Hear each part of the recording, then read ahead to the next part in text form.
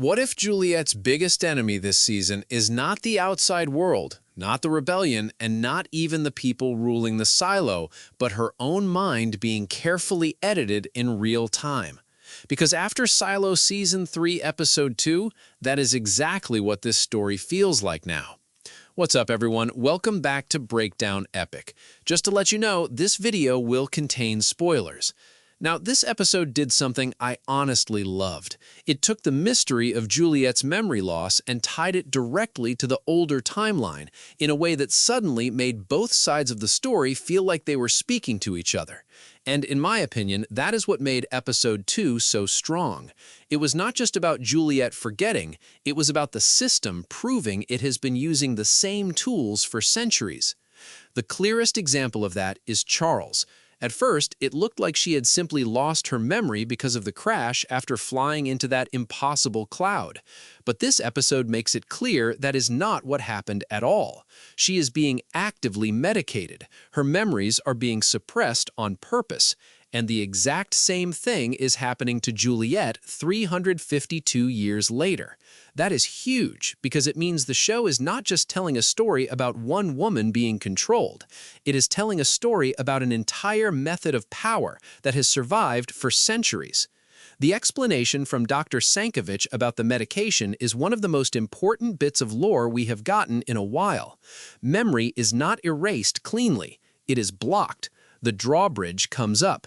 Real memories are harder to remove than lies are to insert. And that little detail changes everything because it tells us why Juliet keeps having splinters, flashes, and resistance. The system can suppress the truth, but it cannot fully replace it with something fake unless the emotional memory underneath is weak enough to accept the lie. And Juliet's memories are not weak. That is why the fake shelter story Camille keeps feeding her is not fully sticking. It sounds clean, it sounds convenient, but it is not anchored to anything real inside Juliet's mind. The actual memories are still there, waiting to be pulled back.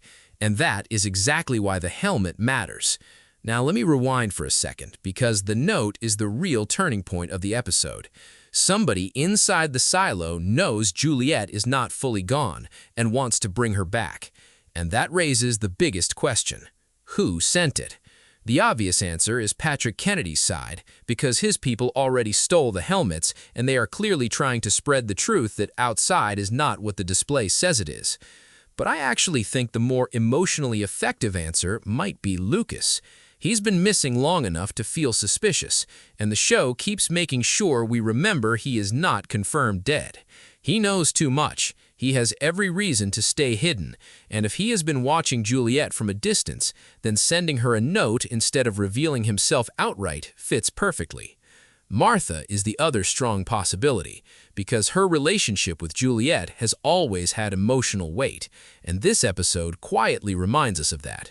Her words matter. Her presence matters. She is one of the few people who could trigger memory without force because she belongs to Juliet's emotional truth, not just her political reality. So if I had to rank it, Lucas still feels like the strongest theory, Martha feels like the most emotionally satisfying one, and Kennedy feels like the most obvious resistance movement answer. But whichever one is true, the point is the same. Someone inside Silo 18 wants Juliet to remember, and once that process starts, the whole fake piece inside the silo is in trouble. Now let's move to the old world, because I think the cloud is the most quietly terrifying thing in the entire season so far. And no, I do not think the show is going full alien. Personally, I think the cloud is human-made, military-connected, and tied to whatever larger event forced the creation of the silos in the first place. Think about how the episode frames it. It is too high to be natural, it causes systems to melt and distort, it kills the other pilots, Charles survives, but only barely, and then they immediately move to suppress what she saw. That tells me this thing is not just dangerous, it is classified. And if it is classified, then somebody knew about it before the mission happened. That brings me straight to Daniel Keene, because the more time the show spends on him, the less I believe he is just there as world building. His sister is desperate for him to get onto the Iran committee. She knows something bigger is coming, and if this timeline really is the beginning of the road that leads to the silos, then Daniel may end up being one of the people responsible for the ideology behind them. Now, here is the theory I am locking in. I think the algorithm in Silo 18 is either directly modeled on Daniel Keene or based on the logic of people exactly like him. The premiere already made people suspect the voice. This episode strengthens that because of the way the modern and older storylines are cut together. The show is practically asking us to connect the mentality of political control in the older timeline with the machine governance of the Silo timeline. That is not accidental. If the outside world ended because leaders believed containment, suppression, and information control were the only way to preserve order, then the silos are simply that same philosophy frozen into architecture and code. And that is why Juliette is so dangerous. She is not just remembering a place outside the silo, she is remembering a truth that contradicts the entire philosophy the silo was built on.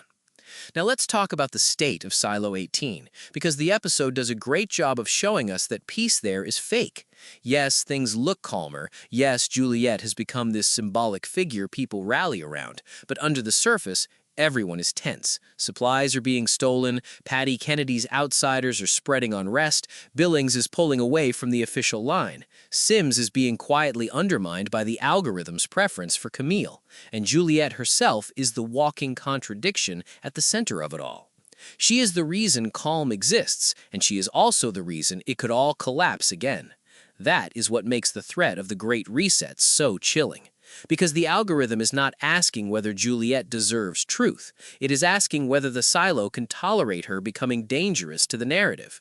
If she remembers too much, if the people around her start listening, if rebellion rises again, then the system's answer is not negotiation. It is reset. It is memory death at a mass scale. And I think that possibility is one of the strongest ideas the season has introduced so far. The pressure is not just on Juliette to remember, it is on her to remember fast enough, smart enough, and quiet enough to stop the entire population from being wiped clean before she can do anything about it. Now let's talk about Billings, because I think Episode 2 quietly tells us he may become one of the most important. Cracks in the system. He is rewriting the pact. He is not fully emotionally committed to the role anymore, and now his own wife is connected to the outsider movement in a way that could destroy him politically if it gets exposed. That is the kind of pressure that either forces someone deeper into obedience or pulls them into open rebellion. And if I had to guess, I think Billings is moving toward rebellion. Slowly, reluctantly, and in the exact way this show likes best. Not through speeches, but through moral exhaustion. He is not becoming a hero because he is brave. He is becoming one because he is running out of reasons to keep pretending he believes the lie. Sims is another one to watch, because if the algorithm keeps favoring Camille over him, then his loyalty is eventually going to crack too. He spent too long living under Bernard to now willingly accept being second to his own wife. That tension is not loud yet, but it is there, and if this season wants to fracture the people enforcing order, that is a very strong place to start. So overall, this episode works because it does not just move plot pieces, it deepens the logic of the world. The memory suppression is not random, the cloud is not random, Daniel Keene is not random, Juliette's note is not random. This episode tells us that power in Silo has always operated the same way across generations. Control information, isolate memory, rewrite fear, and if someone gets too close to the truth, either erase them or repurpose them. But Juliette may be the first person in a long time whose real memories are stronger than the story being forced onto her. And if that is true, then Silo 18 is sitting on the edge of another collapse. But anyway, that is my breakdown of Silo Season 3, Episode 2, and why I think the biggest threat in this episode is not what Juliette remembers, it is what happens to everyone else if she remembers too much. If you enjoyed this video, make sure to like, subscribe, and let me know in the comments, who do you think sent Juliette the note? And do you think the cloud in the older timeline is the true beginning of the disaster, or just one piece of something even bigger? I will catch you in the next one.